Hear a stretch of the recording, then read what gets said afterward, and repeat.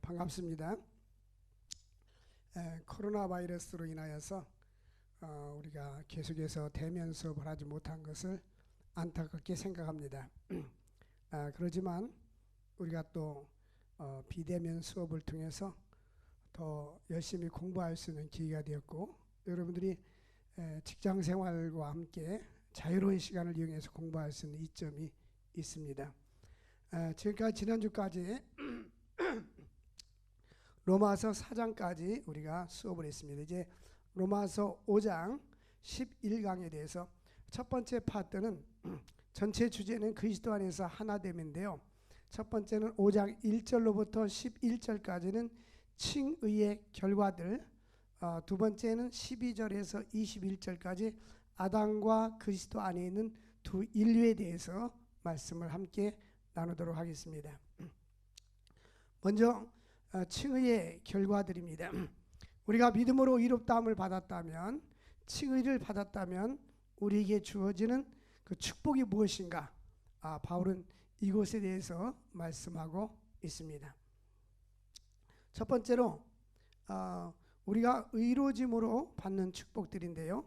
칭의의 필요성은 1장 18절에서 3장 20절과 칭의의 방법은 3장 21절에서 4장 25절을 설명하고 나서 사도 바울은 이제 그 열매 혹은 기쁨에 찬 결과들에 대해서 말하고 있습니다.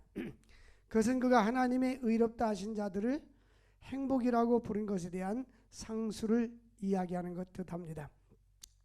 4장 6절에 보니까 일할 것이 없이 하나님께 의로 여기심을 받는 사람들의 복에 대하여 다윗이 말하기를, 그러니까 우리가 어떤 것을 수고하지 않고 노동하지 않고 노력하지 않았는데 의롭다함을 받은 것에 대해서 그 축복을 4장 6절에 다윗이 말한 4장 7절에 불법의 사함을 받고 죄의 가려짐을 받는 사람은 복이 있고 4장 8절에 주께서 그 죄를 인정하지 아니하실 사람은 복이 있도다 하는 것에 대해서 이제 그 결과는 무엇인가, 이런 결과에 대해서 5장 1절부터 11절에 말씀하고 있습니다. 바울은 하나님의 의롭다 하신 모든 사람의 이름을 빌려 6가지 담대한 주장을 합니다. 첫 번째, 하나님과 평화입니다. 우리가 하나님으로부터 칭의를 받으면 하나님과 평화를 누리게 됩니다. 우리가 화평을 누릴 수 있는 것입니다. 1절 말씀에 보면 5장 1절을 보겠습니다.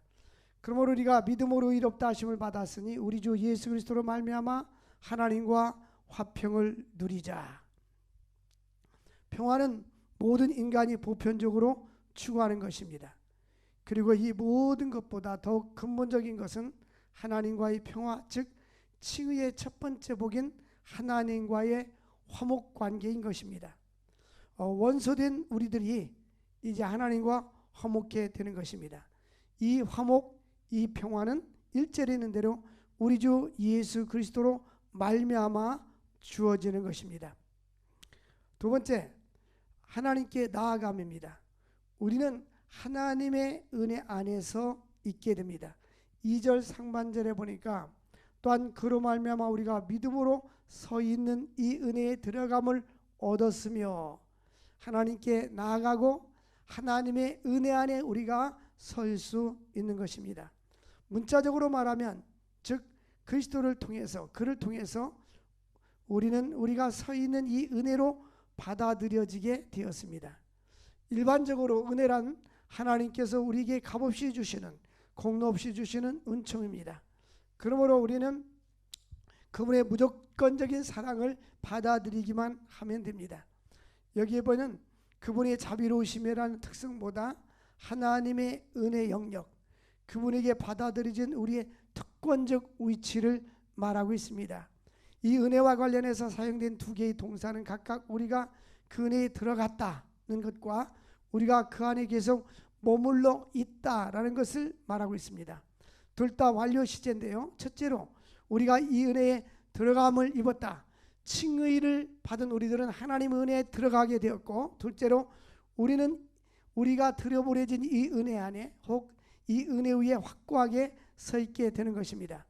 의롭다함을 받은 신자들은 이따금 하나님께 다가가거나 왕을 아련하는 것보다 훨씬 더 큰 복을 누리게 되는 것입니다. 우리는 성전에서 또한 왕궁에서 사는 특권을 집니다. 우리는 그 안에 서 있습니다. 그것이 은혜의 본질이기 때문입니다. 아무도 우리를 하나님의 사랑에서 끊을 수 없다. 8장 38절에서 39절에 바울은 최후의 성전가를 말하고 있습니다. 또한 칭의의 결과들, 세 번째는 영광스러운 소망입니다. 우리는 하나님의 영광을 바라고 즐거워하게 되는 것입니다. 2절 하반절에 보니까 하나님의 영광을 바라고 즐거워하느니라고 되어 있습니다. 그리스도인의 소망은 아브라함에게서 보았듯이 그것은 하나님의 약속에 근거하고 기쁨의 확신에 찬 것입니다. 하나님께서 내 자녀를 하늘의 별처럼 바닷가의 모래처럼 많아지게 하겠다는 그 약속의 말씀을 아브라함이 믿고 바라고 소망했던 것처럼 우리는 하나님께서 하늘의 영광스러운 소망을 약속했는데 종말에 나타날 그 영광을 바라보며 우리는 영광스러운 소망을 가지고 살아갈 수가 있는 것입니다. 이미 그분은 영광의 하늘과 땅이 계속적으로 영광의 나라에 대해서 우리에게 말씀해 주고 있습니다. 그것은 성육신하신 예수 그리스도 안에서 그 중에서 예수님의 죽으심과 부활 안에 잘 나타내고 있습니다. 하지만 언젠가 장막이 거치고 하나님의 영광이 완전히 드러나게 될 것입니다. 첫째는 예수 그리스도가 큰 권능과 영광으로 나타나게 될 것이고, 둘째는 우리는 그분의 영광을 볼 뿐만 아니라 우리도 그와 같이 영광의 부활에 참여하여 변화가 될 것입니다. 그리고 그 영광을 우리가 잊게 됩니다. 셋째로 탄식하는 피조물까지도 8장 21절에 썩어짐에서 죽노란 데서 해방되어 하나님의 자녀의 영광의 자유에 이르게 될 것입니다. 새로워진 우리 주는 창조주의 영광으로 가득 찰 것입니다. 이 모든 것이 하나님의 영광이라는 말에 포함되어 있으며 그렇기 때문에 우리의 확실한 소망이 되는 것입니다. 그 다음 칭의의 결과 네 번째는 그리스도인의 성품입니다. 이제 의롭다함을 받게 되면 점점점 그리스도를 닮아가는 성품을 갖게 되는데요. 우리는 환난 중에도 즐거워한다. 3절에서 8절까지 내용입니다. 3절에서 4절은 그리스도인의 성품, 5절에서 8절은 내면적인 하나님의 사랑. 먼저 1절에는 믿음, 2절에는 소망, 5절에는 사랑. 이 모두가 연합되어 신자로 하여금 인생의 시련에서 인내하게 만드는 것입니다. 여기 3절의 말씀에 보니까 다만 이뿐 아니라 우리가 환난 중에도 즐거워하느니 이 환난은 인내를 이라고 되어 있습니다. 3절의 환난은 시련이라고 보통 번역이 됩니다. 우리 아픔과 고통, 두려움과 좌절, 상실과 실망 등을 의미하는 것이 아니라 특별히 적대적인 세상에 반대와 핍박을 말하는 틀립세이스, 압력들입니다. 우리가 예수를 믿음으로 인하여서 오는 고난과 박해를 말하는 것입니다. 그래서 예수님께서는 제자들에게 세상에서 너희가 환난을 당할 것이나 담대하라, 내가 세상을 이겼노라, 요한복음 16장 33절에 말씀하고 있습니다. 바울도 마찬가지로 회심자들에게 우리가 하나님 나라에 들어가려면 많은 환난을 겪어야 할 것이라고 경고했습니다. 시련은 우리를 주께로도 가까이 인도하며 주님을 더욱 닮아가게 합니다. 고난은 그리스도인의 성품을 일으켜 세우는 것입니다. 그리스도인들은 이러한 환난에 대해서 어떤 태도를 취해야 하는가요? 첫째로 우리는 그러한 환난 가운데 강한 인내로 견뎌내는 것이 아니라 그 안에서 기뻐해야 합니다. 곧 바울이 말하겠지만 우리는 그리스도와 함께한 후사니 우리가 그와 함께 영광을 받기 위하여 고난도 함께 받아야 할 것이니라. 8장 17절에 말씀하고 있습니다. 바로 그 때문에 우리도 고난과 영광 모두를 기뻐해야 합니다.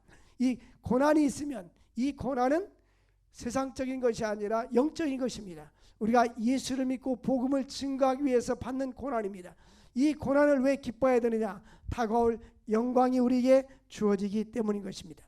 또 하나는 고난이 결국에 가서 영광으로 이끈다면 거기에까지 이르는 과정은 우리를 성숙으로 이끌어갑니다. 이 고난을 통과해서 잘 인내하게 되면 영광에 이르게 되는데, 그러한 과정 프로세스를 통해서 우리가 성숙한 그리스도인이 되는 것입니다.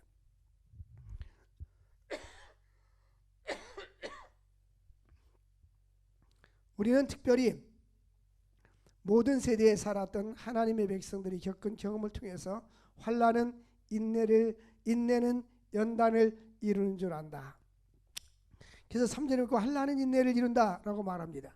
다음에는 연단이라는 말인데, 이 도키메라는 연단은 성숙한 성품. 그러므로 시험을 통과한 사람의 특성을 말합니다. 그리고 마지막 연단이 소망을 낳는다고 4절에 말합니다. 4절에 보니까 인내는 연단은 소망을 이루는 줄 알미라고 말씀하고 있습니다. 이 연단이란 단어는 입증된 성품이란 뜻입니다. 요약하면 환난, 인내, 입증된 성품, 소망으로 연결될 수 있습니다. 현재 우리의 성품을 개발시키는 것은 하나님을 미래에도 의지할 수 있기 때문인 것입니다. 셋째로, 고난은 하나님의 사랑을 확신하게 되는 가장 좋은 상황인 것입니다. 물론 많은 사람이 즉시 그 반대의 주장을 펼칠 것입니다. 우리가 고난을 당하면 하나님의 사랑을 의심하게 되고, 과연 이것이 하나님의 사랑인가라고 느낄 수가 있습니다. 이제 그는 소망이 부끄럽지 아니하며 라고 말하는데, 5절 상반절에 보니까 소망이 우리를 부끄럽게 하지 아니함은이라고 되어 있어요. 근데 직역하면 소망이 우리를 실망시키지 아니하며 라고 할 수 있습니다. 소망이 결국 하나님의 환상이라고 입증되어 우리를 배신하는 일은 결코 없을 것입니다.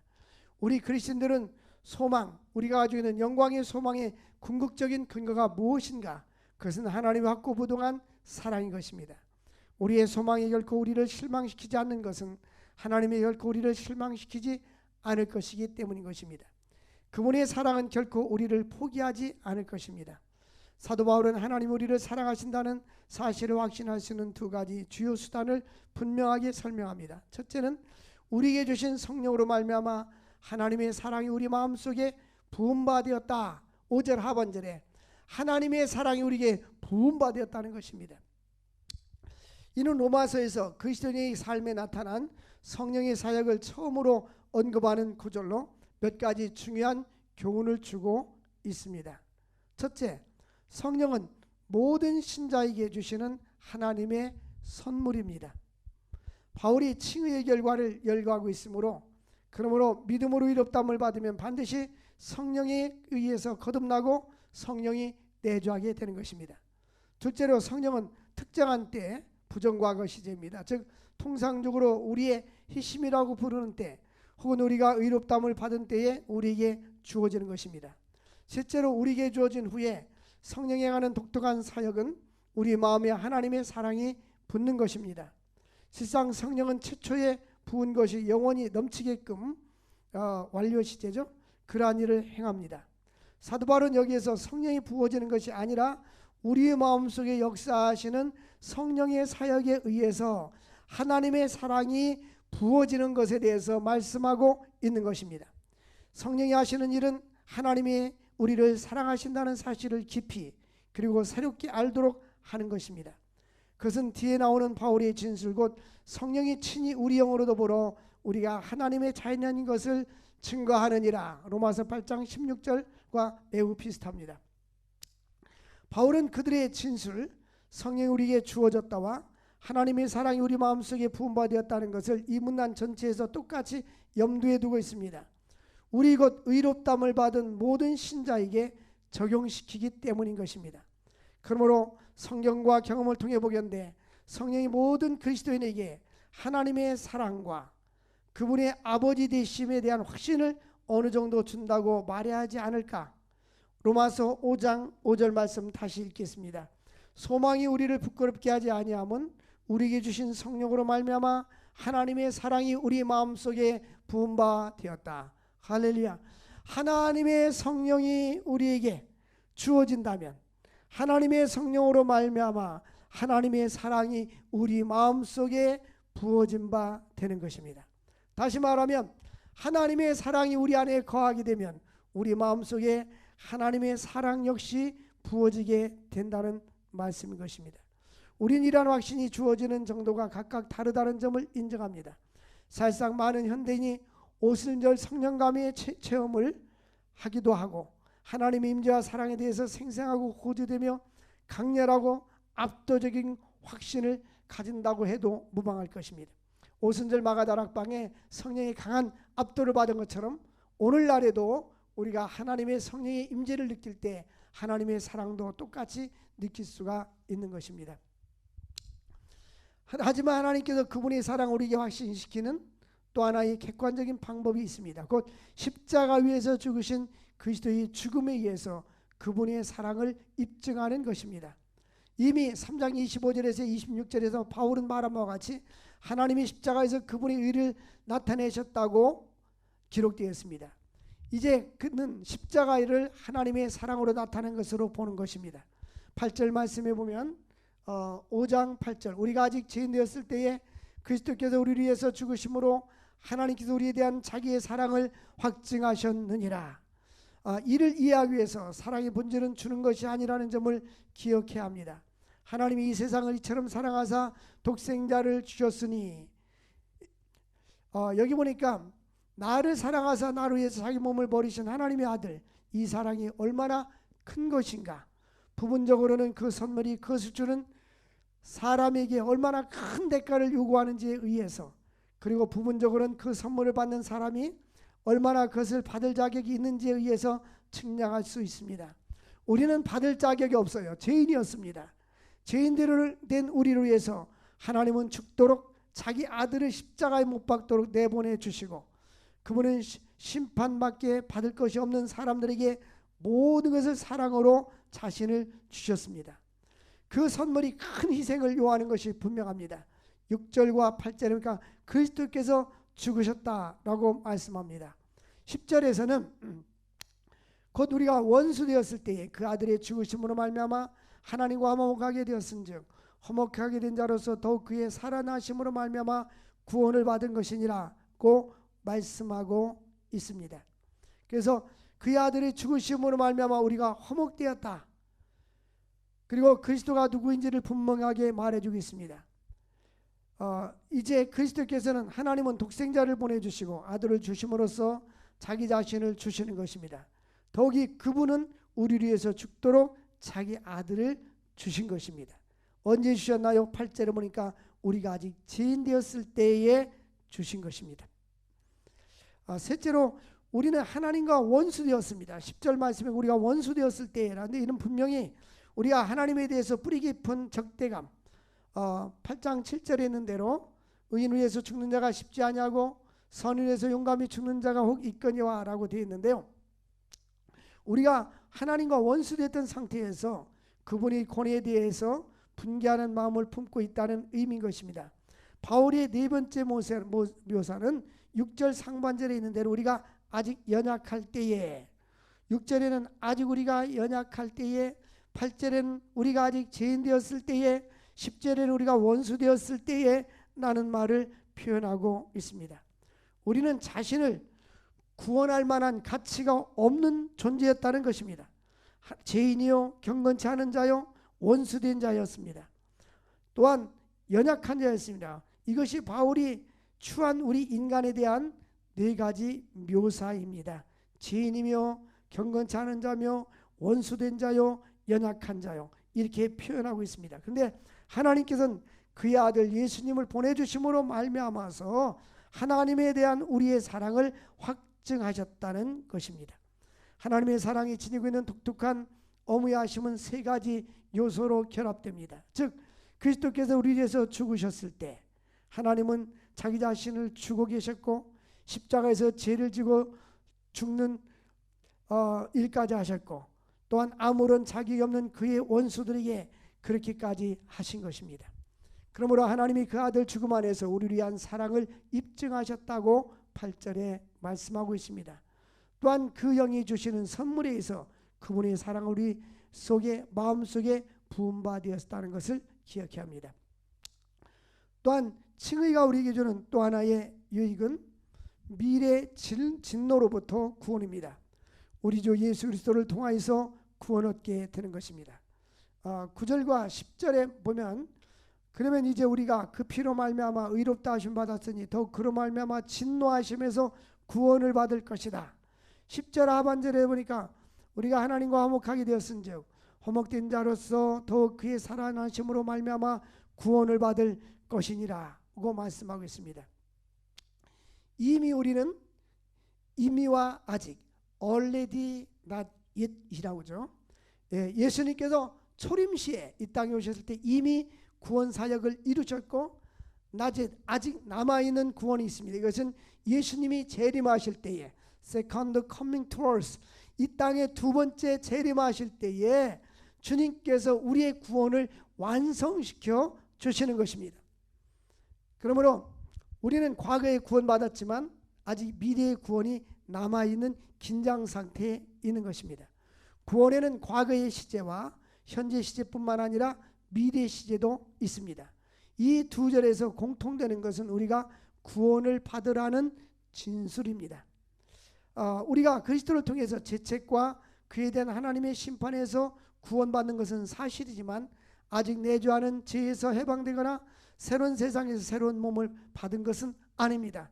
우리가 아래타에서 죄성이 없거나 아직은 부활해서 영화로운 몸을 받은 것이 아닌 것입니다. 그렇다면 바울은 미래의 구원이 무엇인가? 바울이 표현하는 미래의 구원은 두 가지 표현을 사용합니다. 첫째는 소극적인 것이고 두 번째는 적극적인 것입니다. 첫 번째 소극적인 표현으로는 우리는 그리스도를 통해서 진노하심에서 구원 얻을 것이다. 9절에 있는 말씀이고요. 그리스도를 거부한 사람에게는 그 분이 진노가 부어질 것입니다. 2장 8절에 앞으로 닥칠 그 두려운 진노로부터 우리는 구원을 받을 것입니다. 예수님이 말씀하셨듯이 신자들은 이미 심판에 이르지 아니하고 사망에서 생명으로 옮겼느니라. 요한복음 5장 24절 말씀 주님께서 말씀했습니다. 이미 예수를 믿는 사람들은 사망에서 생명으로 옮겨진 상태입니다. 그러나 두 번째 적극적인 표현은 우리는 그의 살으심을 인하여 구원 얻게 되는 것입니다. 10절 말씀이죠. 우리 죄를 위해서 죽으신 예수님이 죽은 자 가운데서 살아나셔서 자기 백성들이 스스로 그분의 부활의 능력을 체험하도록 하시기 때문인 것입니다. 우리는 지금 그분의 생명에 참여할 수 있으며 마지막 날에 그분에 참여하게 될 것입니다. 그러므로 가장 좋은 것은 아직 오지 않았습니다. 우리는 현재 반쯤 구원된 상태에서 완전하고 최종적으로 구원될 때를 간절히 고대합니다. 우리가 이 반쯤 구원됐다는 의미에 대해서 오해할 수 있는데 우리가 이미 구원을 받았습니다. 완전히 구원을 받았지만은 이 구원의 서정을 이야기할 때에 아직 이제 구원의 완성은 재림 때 있다. 그런 의미로 받아들이면 되겠습니다. 그래서 반쯤 구원이라는 것은 이미 구원을 받았지만 구원의 과정 속에 있다라고 이해하면 될 것입니다. 하지만 최종적인 구원을 어떻게 확신할 수 있는가? 바울은 9절과 10절을 쓴 이유는 주로 이 질문에 답하기 위한 것입니다. 그 대답은 9절에서 우리가 의롭다 하심을 얻었고 10절에 화목되었던 것 때문인 것입니다. 그의 아들로 말미암아 죽으심으로 말미암아 하나님과 더불어 우리가 화목되었습니다. 그러므로 재판장이신 하나님께서 우리를 의롭다고 선언하시고 아버지이신 하나님 우리를 하나님의 집으로 받아들이게 되는 것입니다. 그 다음에 칭의가 주시는 축복 마지막 단계입니다. 우리는 또한 그 하나님 안에서 즐거워하게 되는 것입니다. 11절만 보니까 그뿐 아니라 이제 우리가 화목하게 하신 지 우리 주 예수 그리스도로 말미암아 하나님 안에서 또한 즐거워하느니라. 그리스도 안에서 성도들이 신자들이 크게 즐거워하는 까닭은 우리가 그분에게 요구할 바가 도무지 없다는 부끄러운 인식에서 출발하는 것입니다. 그리고 우리가 아직 죄인이며 원수되었을 때에 그리스도께서 우리를 위해서 죽으신 것은 놀라운 하는 예배로 이어지게 되는 것입니다. 그분이 시작하는 일을 그분이 완성하리라는 겸손한 확신으로 끝나는 것입니다. 하나님 안에서 우리가 크게 기뻐하는 이유는 우리의 특권 때문인 것입니다. 영접하는 자, 곧 그 이름을 믿는 자들에게는 하나님의 자녀가 되는 권세를 주신다고 말씀하셨습니다. 우리가 하나님의 자녀가 되면 그분의 놀라운 은혜와 권세를 누리게 되는 것입니다. 그러므로 하나님 안에서 우리가 크게 기뻐하는 이유는 하나님의 자녀가 되었기 때문인 것입니다. 그분의 자비하심을, 우리가 그분을 소유한 것이 아니라 그분이 우리를 소유하심을 기뻐하는 것입니다. 그리스도인들은 아무것도 자랑해서는 안 됩니다. 잠언서 3장 27절을 알고 있지만 그럼에도 불구하고 우리는 하나님의 영광을 나누라는 소망 안에서 우리가 환난 중에서 그리고 무엇보다도 하나님 안에서 즐거워하는 것입니다. 우리는 우리 주 예수 그리스도로 말미암아 즐거워합니다. 그분이 우리로 화목을 얻게 하셨기 때문인 것입니다. 11절에 보니까 그리스도로 말미암아 하나님 안에서 또한 즐거워하는 이라고 했습니다. 그렇다면 이 문단에서 볼 때 의롭다함을 받은 신자들의 주된 특징은 분명히 기쁨, 특히 하나님 안에 대한 기쁨입니다. 우리가 세상에서 가장 확신에 찬 사람들이 되어야 합니다. 예수 그리스도가 만드신 새로운 공동체 특징은 자기중심적인 승리주의가 아니라 하나님 중심적인 예배이기 때문인 것입니다. 그 다음에 5장 12절로부터 21절까지 아담과 그리스도 안에 있는 두 인류에 대해서 간략하게 말씀을 강론하겠습니다. 12절과에서 21절까지는 약간 앞당겨 말하지만 전자는 아담 안에 있고 후자는 그리스도 안에 있습니다. 아담과 그리스도를 대비해서 말씀하고 있습니다. 12절 말씀에 보면 그러므로 한 사람으로 말미암아 죄가 세상에 들어오고 이 한 사람은 아담입니다. 사망이 왔나니 이와 같이 모든 사람이 죄를 지었으므로 사망이 모든 사람에게 이르렀느니라고 했습니다. 그리고 13절에 죄가 율법이 있기 전에도 세상에 있었으나 율법이 없을 때에는 죄를 죄로 여기지 아니하느니라고 말씀하고 있습니다. 그래서 이 아담 안에 있는 인간들, 인류들, 그리스도 안에 있는 인류들, 이 두 가지를 대조하고 있습니다. 먼저 아담과 그리스도가 소개되는데요. 12절에 주제는 죄와 사망입니다. 그래서 바울은 한 인간이 죄를 짓는 것으로부터 모든 인간이 죽는 데까지 이르는 인간 역사의 타락 단계를 묘사하고 있습니다. 첫째, 한 사람으로 말미암아 죄가 세상에 들어왔다는 것입니다. 여기 한 사람은 아담을 묘사하고 있습니다. 이 아담은 불순종을 통해서 죄가 들어왔습니다. 둘째, 그 다음에 죄로 말미암아 사망이 세상에 들어왔습니다. 아담이 죄가 들어오도록 해준 문을 열린 것처럼 아담이 죄의 문이 되었다는 것입니다. 죄는 사망이 들어오도록 허용하는 문입니다. 이것은 창세기 2장 17절과 3장 19절에 암시하고 있습니다. 또한 이와 같이 모든 사람들이 죄를 지었으므로 사망이 모든 사람에게 이르게 되었다고 12절에 말씀하고 있습니다. 그러니까 아담은 모든 인간의 대표성의 원리를 가지고 아담이 죄를 짓고 타락한 것이 모든 인간들이 죄를 짓는 것으로 말씀하고 있습니다. 그래서 13절과 14절이 추가되었는데요. 여기서 바울이 세 가지 주장을 합니다. 13절, 죄가 율법이 있기 전에도 세상에 있었으나 율법이 없을 때에는 죄를 죄로 여기지 아니하였느니라. 14절, 그러나 아담으로부터 모세까지 아담의 범죄와 같은 죄를 짓지 아니한 자들까지도 사망이 왕노하였나니 아담은 오실 자의 모형이니라고 말씀했습니다.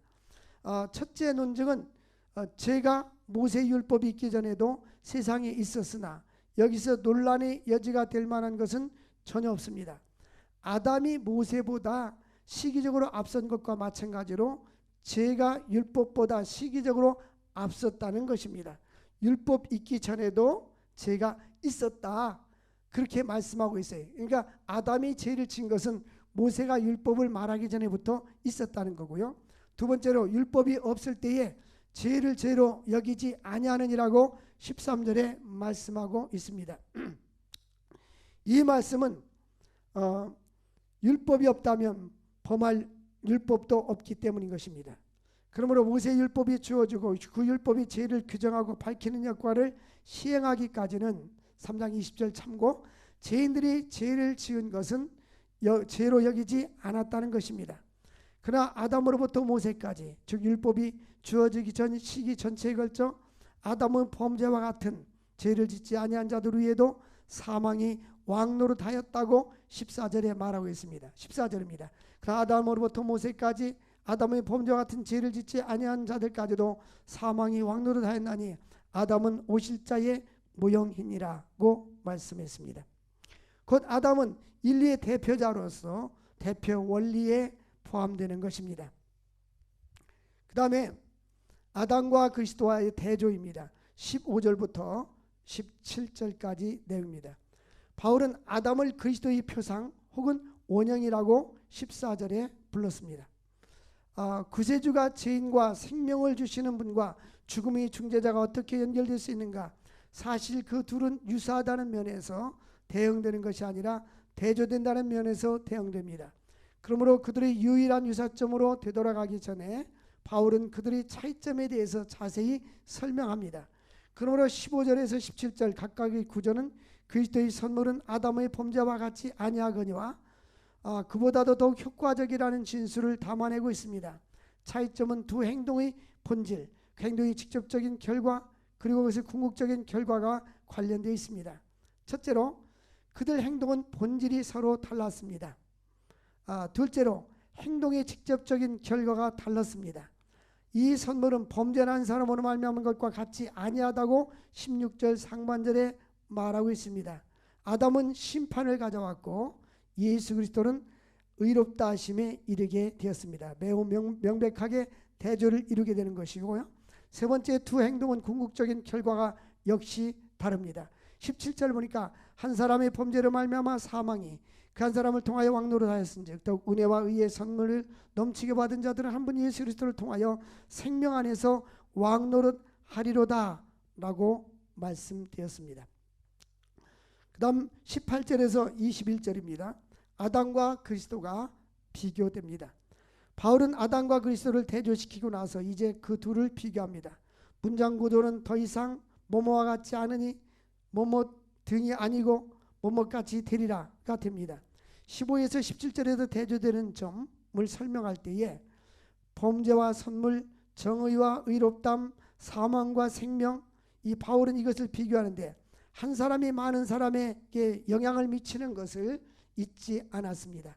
아담이 많은 사람에게 영향을 미친 것처럼 예수 그리스도도 온 인류에게 영향을 미쳤다고 말씀하고 있습니다. 19절에 보니까 한 사람이 순종하지 아니함으로 많은 사람이 되는 것 같이 한 사람이 예수 그리스도의 순종하심으로 말미암아 많은 사람이 의인이 되리라고 말씀하고 있습니다. 20절에 율법이 들어온 것은 범죄를 더하게 하려 함이 아니라 그러나 죄가 더한 곳에는 은혜가 더욱 넘쳤나니 라고 말씀합니다. 이제 죄를 많이 지을수록 하나님 은혜를 더 깊이 느끼게 되는 것입니다.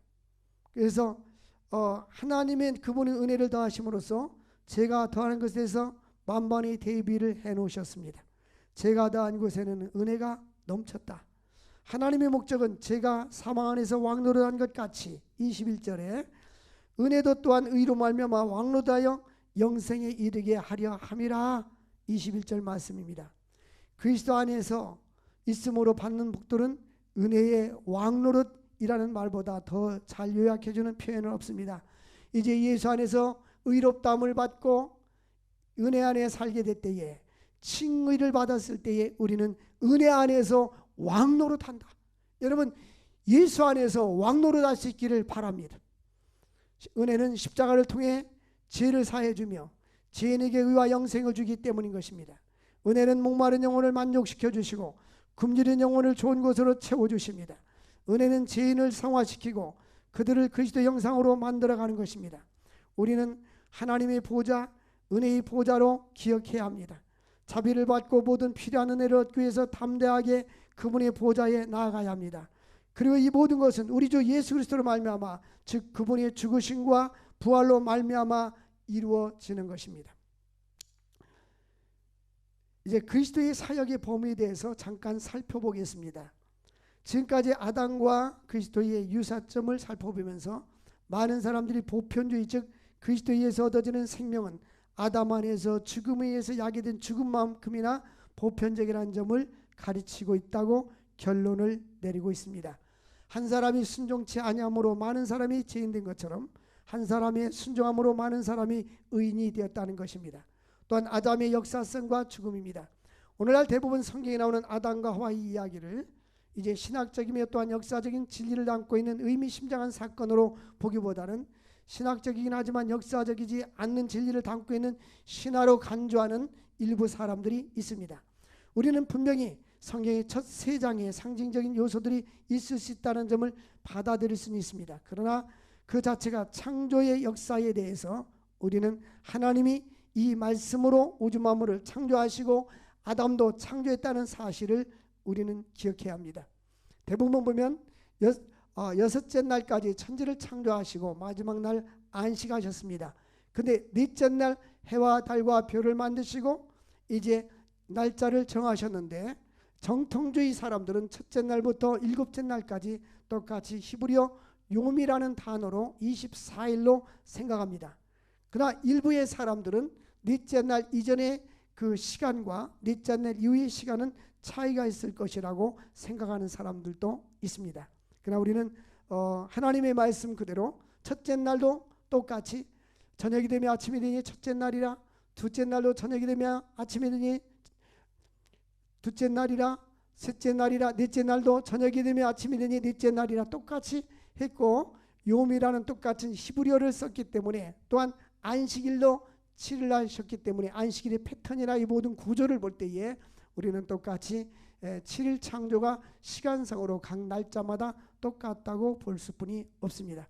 그럼 우리는 이 아담의 역사성에 대해서 아담은 하나님이 창조한 인간의 시조라고 우리는 받아들여야 됩니다.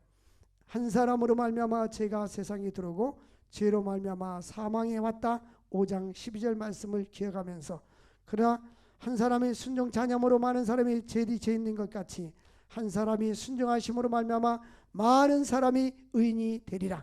그리고 21절에 있는 대로 죄가 사망 안에서 왕노릇한 것 같이 은혜도 또한 의로 말미암아 왕노릇하여 우리 주 예수 그리스도로 말미암아 영생에 이르게 하려 함이라.